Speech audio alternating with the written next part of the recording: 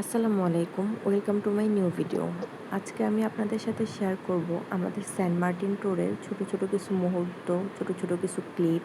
আমরা যখন জাহাজে করে সেন্ট মার্টিন যাচ্ছিলাম, আমাদের জাহাজের পিছন পিছন এই গাংচিলগুলো আসছিল, ইচ্ছে করছিল একটা ধরে নিয়ে চলে আসি, এত সুন্দর লাগছিল।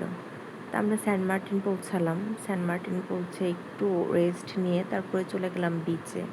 বিচে আসার পর দেখলাম সমুদ্রের ঢেউয়ের সাথে সাথে অনেক ঝিনুক আসছিল। আমার হাজব্যান্ড এগুলোর ভিডিও করছিল, দেখে এত সুন্দর লাগছিল।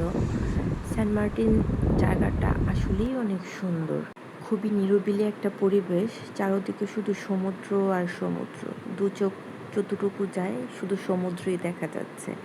দেখে মনে হচ্ছিল আকাশ যেন সমুদ্রের সাথে মিশে গেছে। সাগরের গর্জন, উফ, জাস্ট ওয়াও। মনের মধ্যে অন্যরকম একটা শান্তি কাজ করছিল। আমি হাঁটছিলাম সমুদ্রের দিকে তাকিয়ে।